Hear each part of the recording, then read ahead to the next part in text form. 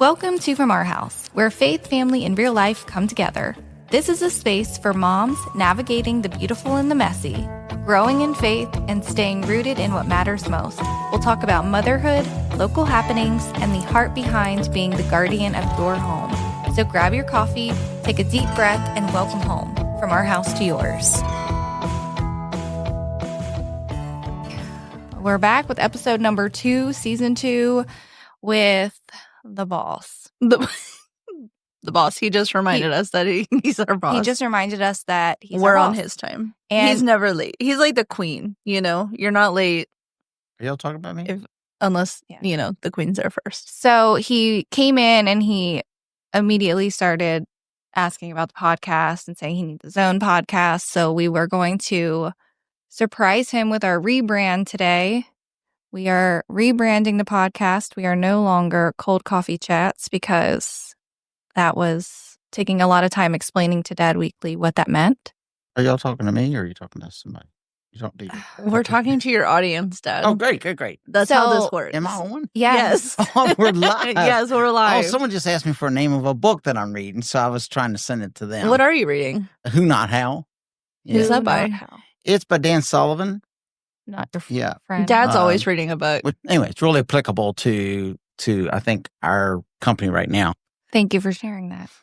Now we're going to tell you what the podcast is called to see if you're happy with this one. We'll see. Are you ready? Go ahead, Aubrey. He's hard to please, if y'all can't tell. I can't take any more rejection today. I'm not really hard to please. It's just that Unless you, I think we should. If you have results, you're not. Yeah, well, results, of course, and it doesn't matter the level of results, just as long as the results. And then, you know, for me, I'm just weird, but I believe, you know, we celebrate the Super Bowl win, you know, for about a minute, and then we get ready for the next one. And a lot of people, once they win the Super Bowl, they will make a career of it. New podcast name is From Our House. Oh, I like that. Oh, phew. Let's just go ahead and get into it because I know you're very busy. There are things that you want to talk about, things going on. So we operate in the city of Winchester, and there have been many challenges. I just want to go ahead and get into it. Well, there's always been, you know, over the years, there's been several challenges. Living in the city of Winchester, there's new members to the council who are trying to be more business friendly and believe that the business and the industry, you know, in our community is a partnership and should be treated more like a partnership. But right now we're in a little bit of a disagreement with the city, and we believe that most of its citizens would also be in disagreement if they knew what was going on or what is taking place. Originally, the Winchester plant was brought here as a second facility to its facility in Alexandria, Virginia, on the banks of the Potomac River, which, you know, they could see the White House and deliver vinegar to the White House, and hence the White House brand. So, but we moved to Winchester because at that time, this was Johnny Appleseed's, you know, baby, and this was the apple capital of the world. And they came here to get the apple supply, obviously. And at that time, still mainly a vinegar company. And then because of the vast amount of fruit that was available here, went into applesauce and, you know, making chunky applesauce and all those things. And you're really a leader in the industry for a lot of those things. And you won't find, I don't think you'll find any apple processing company today that was founded before White House Food. So when we first came, you know, in this part of the town, of course, this was all, we were surrounded by orchards. This really wasn't an area that had a lot of development around it. But over the years, obviously, those things have changed quite a bit. So corporate offices moved out of Alexandria, moved to Winchester, Virginia, and originally were in George Washington Hotel downtown. And then in 1940, the corporate offices were built on the east side of Fairmont Avenue, and that's where the corporate offices existed. They were added on to in 1982. An executive wing was added on, and which upgraded the, you know, cafeteria, the snack bar, gave us a volleyball court, racquetball court, a gym, showers, women and men's, and also brought our IT department out of the dungeon or out of the basement and into ground level position, and then of course all the executive offices, library, boardroom, whatnot were added on to, And then 2006, so we didn't see a need for the large corporate offices.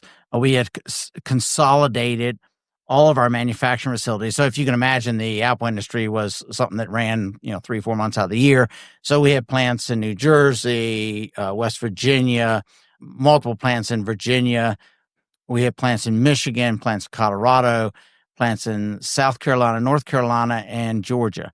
So through the years, all of those plants consolidated here, and we really saw Winchester as being the mothership and the place where, if we were going to consolidate, had the best attributes and the best economy, the best transportation, the best of everything to be here. And we still see that today. This is absolutely the best place for us to distribute from, and we can get, to the 75% of the world's population in one day, and we get to 85% in 2 days. And so anyway, it's a great place to be from a distribution standpoint. So in 2006, we really didn't see a reason to have the corporate offices. And so on the east side of the street, there's 8.5 acres over there. And so, what would we do with that? And we've been working on, many options for that property. The city's turned most of those options down. And even one time even took us to court for having church in M1 zoning, which they soon learned that separation of church and state didn't allow them to do that. So, but nonetheless, trying to find other uses for that property that the city would be happy with under M1 zoning has not been successful. And so, a couple of years ago, we decided to put it up for sale and develop that side. So, then that's through what I would call, normal transactional properties evolve, not by force, but by, acts of the economy and or changes in time and changes in technology. So, how did we put all those plants here in Winchester was through a lot of investment in technology. One time on the other side of the street, we had 1,400 employees that walked across that parked over there and walked across the street. So, we don't, through technology and advancements and automation, we don't even come close to those numbers today. And so we don't need any of that for parking. So yeah, that property has evolved, to be transitioned into a different use, not because the city said so, but because, it's just, that's how time is. Things evolve.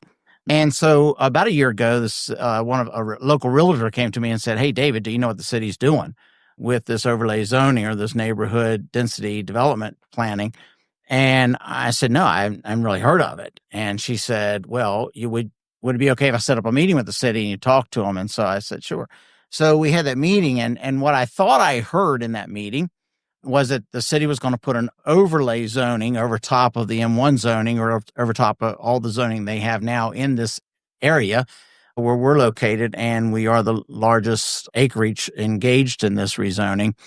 At a point in time when we wanted to develop a section such that we had just gone through with the east side of Fairmont Avenue, it wouldn't take 2 years to do it. You wouldn't have to get public hearings. You wouldn't have to get the planning folks involved and have conditional use permits, but that you'd just be able to kind of like pull a switch or select a switch and do it. So obviously that sounded favorable to me because it wasn't going to change our current use. And what really happened was then later, and of course I've been told since that I misunderstood the meeting. What's happened since is we started with this new zoning, which was going to be approved and pushed through by the city, that would basically make people like us, a glazed packing shed, Winchester Logistics, all the businesses that are here in this industrial section of Winchester, would make them a non-compliant day one. We got around those things. We've had lawyers involved. We've gone to, the city's committee who's supposed to handle these things. And then of course came this issue of once we got through, we would be in compliant and we'd be grandfathered in of our current use. It became, and we were trying to get our arms wrapped around that, here we are, we bought this company in 2006. I worked for 25 years. When I saw that it was going to be split up in pieces and sold and wasn't going to be a part of our community anymore, I put my hat in the ring and bought the thing in 2006. And not a person on that council was there in 2006 to buy it. The city could have bought it if they wanted to, but not a soul was there. And so we thought we were doing a good thing for the community and the city and obviously for ourselves. You don't spend 25 years in a business and take lightly to it, having plans to be gone or vanished. And so, but nonetheless, we bought a piece of property that is M1, that is commercial, it's industrial piece of property. That's what we bought. It just like when you buy your house, you expect that you're going to be able to live there, right? That's your house and it's going to be zoned for housing, and there's not going to be apartments built beside of you or a warehouse built beside of you. And the city won't have the right to change those things. It really comes down to, these actions on the city's part. I don't really think they think about it from a outside point of view, but imagine people coming into Winchester to invest, either buy a house and or business. Who would do that when at the whim of the city's thoughts of a way they can make more revenue? And they haven't proven that yet, by the way, which they have to prove in order to rezone anything. They haven't proven that. They haven't showed any economic impacts or studies or models other than maybe they're trying to make us look like Richmond now. Maybe they're trying to make us look like Charlestown, West Virginia, because I understand yesterday there was members of our city council in Richmond starting the first phases of getting casino license or gaming license here for Winchester. So I don't know what the administration has in their back pocket or what is trying to be accomplished, but I think these things should come out, and I think we should talk about them and know about them. So once we got past the fact that we'd still be able to exist and we could exist and operate our current business until we vacate or go out of business or just decide we want to sell. And at that point, the current, the zoning that they would be approving would take hold and be the only option. So if the business right down the road here, like Gasoline Alley, Dole's Machinery, if those folks decided to stop the current business or they decided to take a recess, they wouldn't be able to get that business back. They would have to build apartments, or they would have to build a restaurant or something. They would have to comply with this new zoning. And many people got a letter in the mail just yesterday. It's amazing. This has been going on so long. They just got a letter. We got one at home. We got one here for the entities that own properties that are affected and or are close in proximity, explaining this. Is great and wonderful, but doesn't really explain it thoroughly. So what we've now learned is that the city, so we had a committee, and the committee meeting went to the city's planning committee meeting, or the economic committee, whatever it's called. I should know what it's called because I spent enough time there. Now, they only allow you 3 minutes to talk each time. So, that's kind of fun too. So you have to get a bunch of lawyers and other people to talk for you too, so that everyone gets 3 minutes. If you're lucky, you can get some appointments, and some conversations. You don't meet with more than 2 council members at a time, and you can talk to them. So it's over 2 means that it's an official meeting or something. So then it has to be public and called, so anyway. Oh, geez. There's a bunch of rules you have to follow to talk to these elected officials that are supposedly serving us. Sorry, there's a little sarcasm in my tone, I'm sure. But imagine that you've in 2006, you put everything you put all your assets on the line, you put your entire life on the line to buy something, and then someone comes along in 2025 or 2024 and decides that it belongs to them, and they're going to change the use of it, whether you like it or not. I actually had to sit there and listen to council members say, I don't think that I could vote for National Fruit. They don't use your name, of course, but for the largest property owner and the one that has the most expansion abilities because of the vacant land in our M1 zoning, that I couldn't agree or vote for them, no restrictions on their growth, and so imagine if I told them, hey, guess what? You have a 2,000 square foot home and you're only going to be able to add on 200 square feet, which is 10%. But if you want to add more, you can get a conditional use permit and you can get a one-time lifer of a 20% expansion. Now there's some conversations about what that percent really should be, but it has been 10 and 20, and that's what the city administration really wants. They keep pushing that one, the 10-20. And of course, so we spent all this time in the committee. The committee came out with no restrictions, that we wouldn't be able to maintain our M1 zoning if we wanted to, for instance, put a different type of business here, even though it might comply with M1. We're restricted to the business we currently have, but we wouldn't have any restrictions for expansion, which is really good for us because most of our customers are growing at 4%, 6% a year. And so, expansion is inevitable. Just recently, we purchased another 14 acres of property that blocks us or buffers us from, from a really nice community, the Hawthorne community, the Glen Lee, I believe it is, neighborhood right south of us. So, we've taken precautions that way. We've moved most of our truck traffic, almost 80%, 90% of our truck traffic behind the facility versus down on the road to Fairmont Avenue like it was in 2006. So we've tried to do the best we can to make sure we serve the folks, the neighborhood and the community as best we can. But this is an industrial facility, and not too long ago, the city decided to put a corridor easement in. And so, as if you're looking at the front of National Fruit, you can see we painted it last year and everyone kind of really liked it. But there's a small section of it that comes under that corridor easement. So we got a fine because we didn't ask the city to paint that section. And it's not the entire front section, but the corridor easement touched just a piece of that.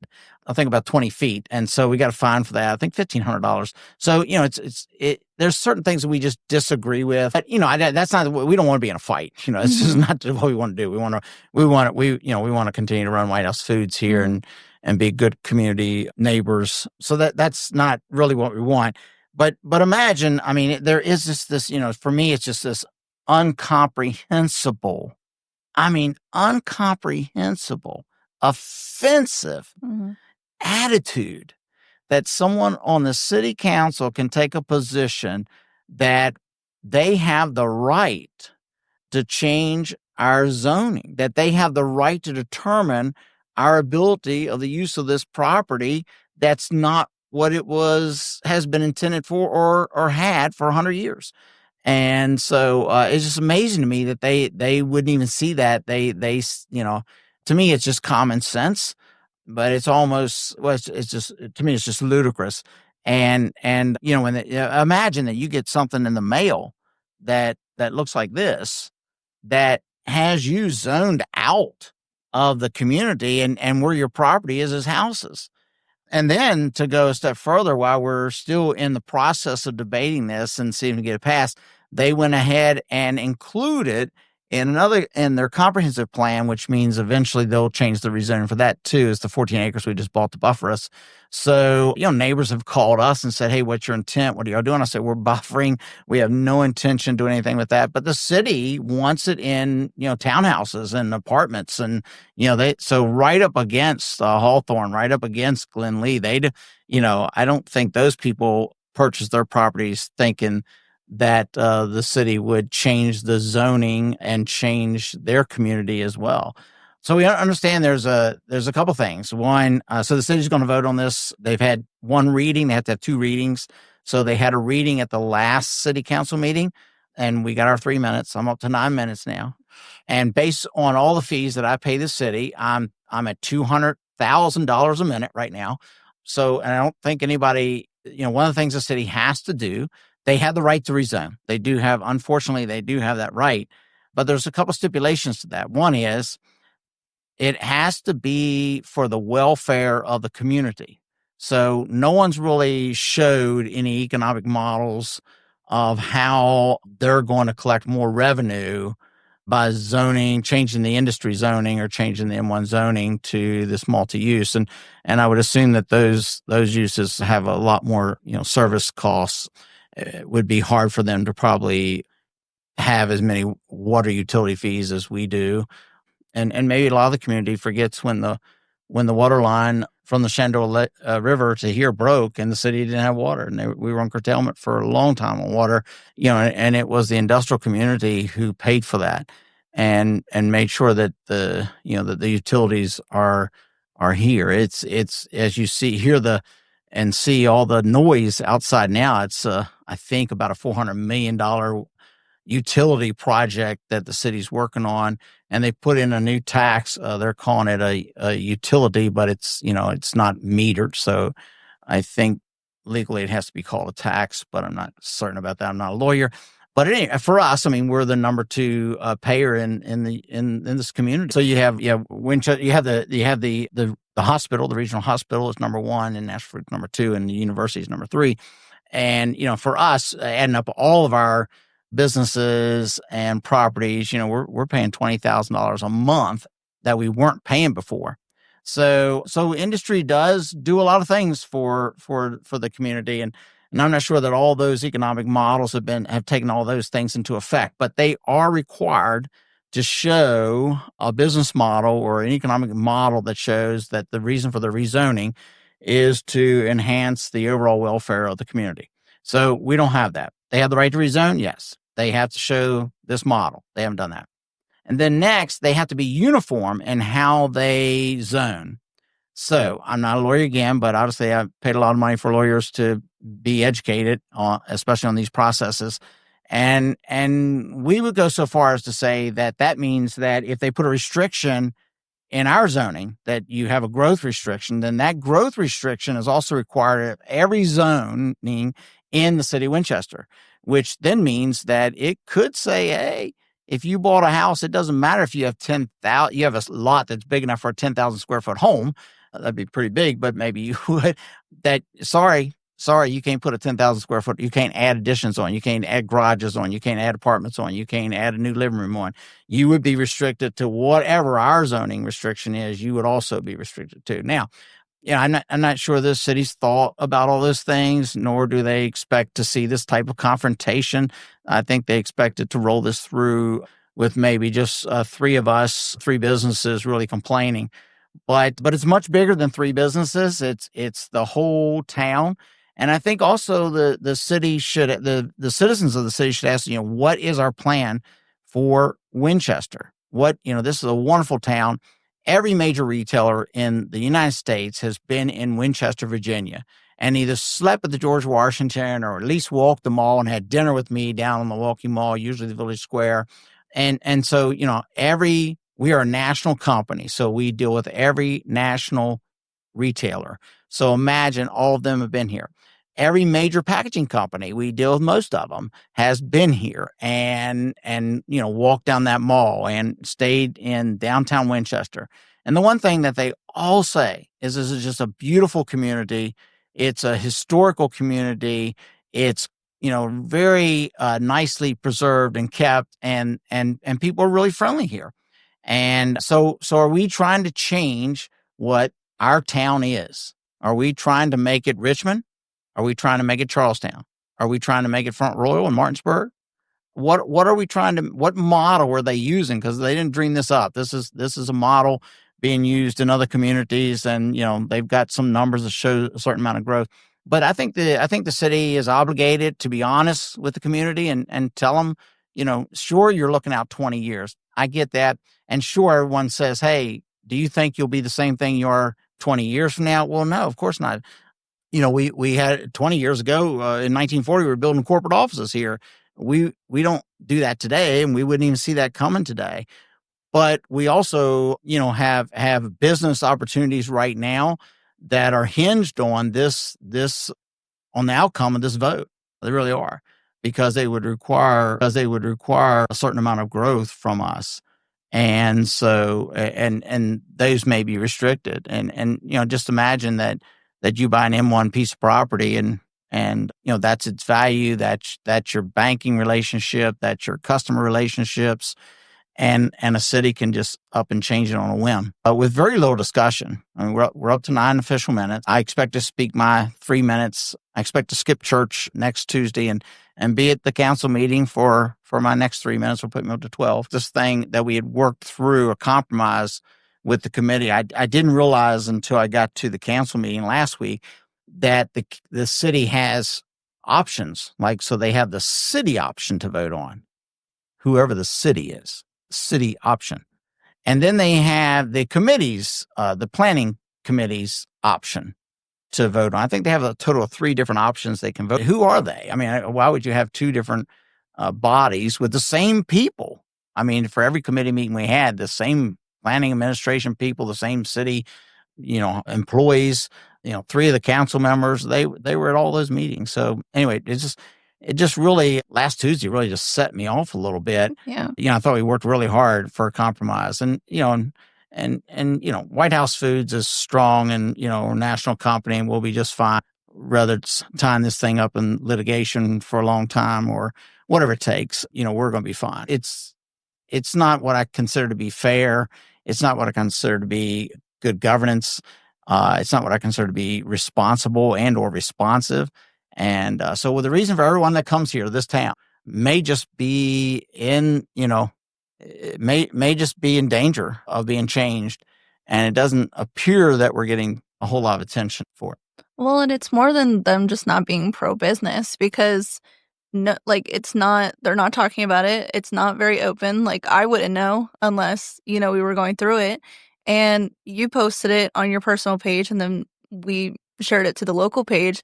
And the community is up in arms about it because there's been so much development. The schools aren't prepared for however many residents they're trying to shove into this town. So, I think that it's good to bring awareness of it because, like you said, it's not just about us. It's about everybody.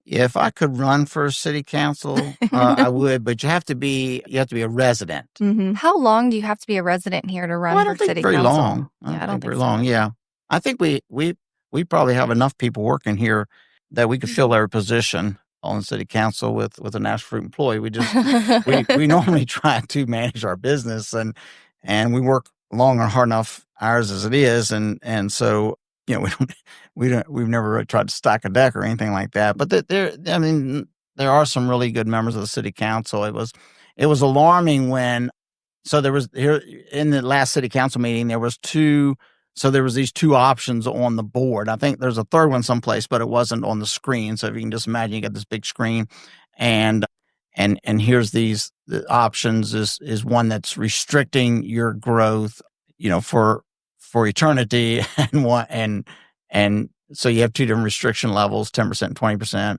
And there's a discussion of, where these percentages come from. Did someone just pull them out of the air?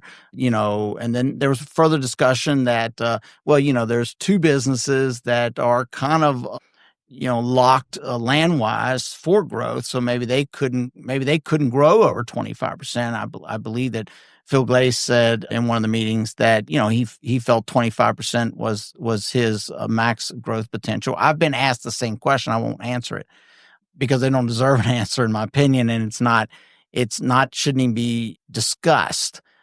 But obviously, we're the ones that have the 94 acres in the city of Winchester. And so we have a lot of room for growth here, which we should be allowed to do. And maybe we should file building permits today and start building warehouses as soon as we can before this takes effect. But, that wouldn't that be kind of silly too? And so really it's I think one of the things that came up in the council meeting was, aren't you targeting national fruit then? And in reality, yeah, it's targeting us. It's basically trying to take your property. But there was a show of hands. The mayor made a motion to move forward with the restrictions or something. I don't know. They had all the attorneys and everything were in line for the city to be able to do that. So basically, the president of the council, because there's a mayor and a president, it used to be the same, but now it's different. It's a split responsibility, and so he asked for a show of hands of people who would be in favor of no restrictions. Only 3 of the 9 council members raised their hand. Only 3, and so the rest of them believe that they have the right to restrict an industry's growth who has been in this community for 113 years and has never had such a restriction and never had such invasion of our rights. Proudly rooted in the Shenandoah Valley, White House Foods, family owned since 1908. Okay. And as I was referring to the stormwater, the new, what they call utility, what I call tax, but the new tax. So we're number 2 in supporting that $400 million project that's been all over the city. Right. So a major revenue stream for the city. Yes. The business. Yeah, we're over $100,000 a month. Yeah. They're restricting how much you can grow. Yeah. Even though you own the property. Right. They're not restricting how much space you can grow onto. They're restricting what you can do on the space you already. Yes. Right. Partial of that space is a buffer that buffers neighborhoods and homes. So this could potentially not just affect the business, but it's going to affect these people living in the surrounding areas as well. Yeah, depending on what kind of model they're going over, I don't know what other city. I like to refer to us as a town, not a city. But I don't know what other city they're using as their model. But in some of those cities, even single residencies have been rezoned to now permit. So one day you wake up with your 2 neighbors. The next day you wake up with 8 neighbors because those houses have been converted to apartments. These cities want more revenue, and there's more revenue in multifamilies developments than there are in single family. That puts us into another whole conversation why when the city and the county consolidate, or at least consolidate a lot of their cost centers. And anyway, so I think that opens another great opportunity because the city is really, trying to find a way to increase revenue. They don't want to cut expenses. They want to increase revenue. And so that's really, I think, what the zoning has to do with ultimately is to find a way to increase revenues for the city down the road. But there's other ways. There's other communities who have done different things. Again, it hasn't been disclosed what model we're following, but it's certainly not a desirable one in my. Yeah. Well, and it's not favorable to bring awareness to this. Like, what do they need to do?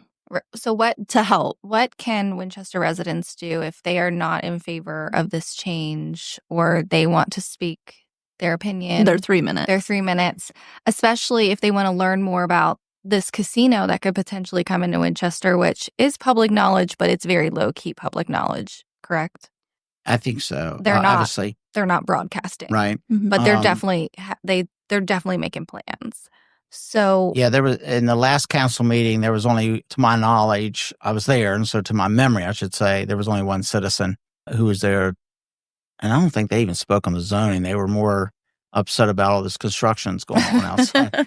But I don't think anybody was there other than the businesses. So the 2 of the 3 businesses were represented, and for the first reading, and I guess according to the city law or the Virginia law that governs rezoning, they have to have 2 readings, and then they can vote after the second reading. So they had the first reading. This coming Tuesday, they will have the second reading, as I understand it, and then it will be voted on at the same meeting and be put in play. So what do citizens have? That one, they could call their council member. There's 9 of them. There are 2 council members per ward.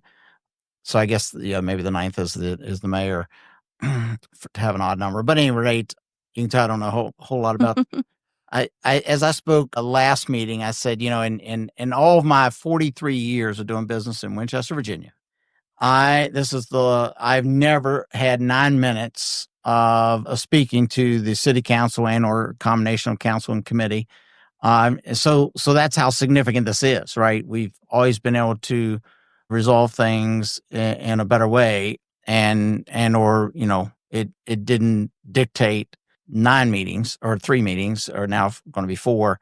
It normally hasn't dictated this much legal support either. So this is really significant. But you can call your council member, and that's I would highly recommend to do that. Just call them and be careful the questions you ask and what you're being told, because you should ask more in-depth questions than what's on the surface. And then I think you should come to the council meeting next Tuesday. I think it starts at 6:00. Now you have to get there early and sign up if you want to speak. And so you can go online and sign up, or you can sign up there, but you will be allowed 3 minutes. So, and it's I always have, I've never spoke 3 minutes on any topic in my life. And so imagine I get up there and there's this clock running, it says 3 minutes. I get really excited really quick. And so the same thing may happen to you. So if you want to go ahead and write it out and time it out and rehearse it, that would be great. If you just want to bring your whole family, so each one of you gets 3 minutes, and everyone can just take off from where the last one left off in the book you want to discuss. It's not a bad strategy. People numbers always mean something. I think, if there's been several discussions, let's table this thing, let's slow it down. But there's members of the council, and I think the administration, who is totally against that. They think they've worked on this now for over a year or 2 years, and so they want to push it through. But this could be impactful for a long time, and I think the community and citizens deserve better. If you don't know who your council member is, you can go to winchesterva.gov and they're all listed there with their phone numbers and their emails. You can also see the information for the meeting on Tuesday. It is October 28th at 6 p.m. Dad's always watches Yellowstone. I don't know if I want you to tell people watch Yellowstone. I'm just kidding. We can cut that out. Yeah, I know. No, it's all right. I question, if I should watch Yellowstone or not, just because The morality. Biblically, I'm not sure we're supposed to subject ourselves to some of those things that are on Yellowstone. But the reason I do watch it is because it's so much a reality. It really, really is. If you have something, someone is coming to take it. We've had people, try to take orchard property. We've had people encroach. We've business that, someone, if you have something or you're perceived to have something, someone's coming to take it. And this is a prime example. This was earned with hard sweat and hard work. And to sit there and listen to someone say, well, I don't think you should have expansion rights. I think we should, I think we should own your property. It just, to me, it's more like, instead of common sense, it's more like communist sense, And also, I know that on social media, there's mostly been like shock, like people are shocked that this is going on. They have no idea this is going on. There were a few comments like, well, how do you think we felt when you sold this property to the point? The point is, it's your property. You own it, and you should be able to do what you want with it. Yeah, but I'll speak to that just a little bit because it is hard. What is it? Who says post it and ghost it? And I think that is a good policy. You should post something or podcast something, and then you should ghost it. But obviously, I've violated that rule, and I did read some of those things. And it was interesting. Yeah. So first point, I purchased that property. It was our property, and it's our right to do. If you live in America, I think you have the right to do with your property what you want to. Well, and by property, you're talking about our agricultural property that we bought. Now, so just think about that. So what happened was when we bought that property, it was zoned agriculture. The long-term planning was agriculture. And then the county supervisor body changed. And next thing you know, it's long-term planned and or change zoning to industrial. So now you're trying to run an agricultural operation on an industrial piece of property that's zoned for industrial. That's tough to do. And then because it's changed the zoning of the whole area, now you have spotlights from warehouses and industry shining in your home, and or you have, I think this one specifically mentioned the quarry. You have the quarry next door to you, and so. When he's talking about this agricultural property, but this property had our childhood home on it, and so you can't say we didn't care. Yeah, it's very personal that we would move out of Fairview County, but our whole area got rezoned, and which is why this is so important. Yeah, we were getting pushed by warehouses on one side and the quarry on the next, and not to say anything negative towards them. I mean, Amazon's one of our customers; we love them, but they and it was their right. The zoning had changed, and so the same thing could happen here in Winchester. And so, yeah, did we make money? Of course, we're in business to make money. We like to make money. So if that's a sin, I'm sorry, but I don't think it is. And so if we weren't the ones that impacted your area, we're not the ones that changed the zoning. We're not we just got impacted just like you did. And one day we woke up and thought that this wasn't where we wanted to continue to live. So we moved to Clark County, a much more conservative county. We worry about that county too, that the change of a few politicians, supervisors or whatnot would change, but it's a very conservative county, very ag based. We, just like everywhere else, we try to make sure we have enough buffering and try to satisfy our dreams and our hopes for our children and grandchildren to come. And sometimes it works, and sometimes it doesn't. In Fairview County, it didn't. But we weren't the reason. If we'd had our choice, we'd have bought everything around us, and we would have reserved that area for agriculture, even regardless of the county zoning, but it wasn't possible in that area. And that's just an example of what the businesses in Winchester are trying to prevent. Yeah, and I mean, we have businesses, in a lot of different places, and most of the time when I go to visit a community, there's some notice that I'm going to be there, and I have actually been chased down by the mayor and the town managers, city managers of municipalities and localities, and they want to talk to me about investing more in their communities, and that doesn't happen in Winchester, Virginia, but it does. It is possible, and it does happen in other communities. 180 from other refreshing. experiences. Yeah. It's refreshing. It's great to be engaged in communities who want to grow. There's a lot of communities out there, and a lot of economic development commissions, all them in different municipalities who would love to and have put packages together for us to move or be relocated. It's we're 1 million square feet here. It's tough to do, and I can't imagine we won't be here for a long, long time, regardless of how this comes out. Wouldn't it be nice if it was just done different, served the community, the existing community better, and was in concert versus being adversarial? So we hope to see you Tuesday.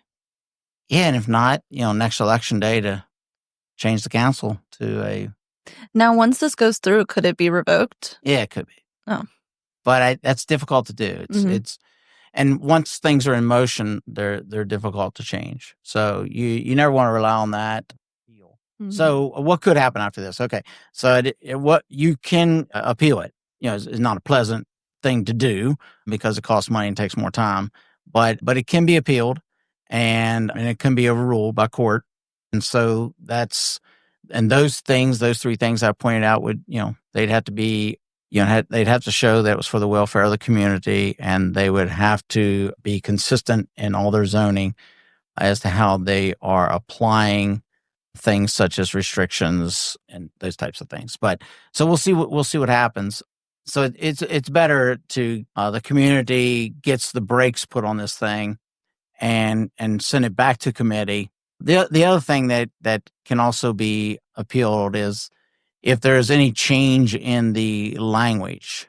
The city attorney would, I believe, said in the last council meeting, as long as it's not a significant change in language, but that means that's a vague thing, like what's significant and what's impactful or not impactful, and so that's open for interpretation, which is another reason that it could be appealed. So it's just better to put the brakes on this thing. It's better for both sides to look at, okay, what are we trying to really accomplish here for the town and for the community, and then we try to find a compromise that serves both sides or all sides as best possible. If they call their council person, should they reference a certain case number? Just say they're talking about the high density residential planning unit pod, or the NDD on the Fairmont Avenue side of town. It's an O-2025-02 is the official ordinance in our rezoning proposal. It's rezoning exhibit RZ-25-02. Is there anything else you want to share, clear that up? That was pretty long. I hope it's not too long that people. Well, we might listen. cut out some of it. Okay, yeah. Edit that baby out, would you? I will. We usually have to with your podcast. Let's go Winchester. Thanks Great for time. stopping in, Dad. Thanks for putting up the fight. Yeah, what's the name of the new podcast? From our house. From our house. Great. Yep. Oh, I love it. So from our house to yours. See you next time. This episode from Our House is brought to you by White House Foods, a family-owned company right here in Winchester, Virginia. Since 1908, they've been growing apples and crafting wholesome products that bring families together. From their classic applesauce to their refreshing apple cider vinegar drinks. From their house to yours, White House is proud to be part of your family's table.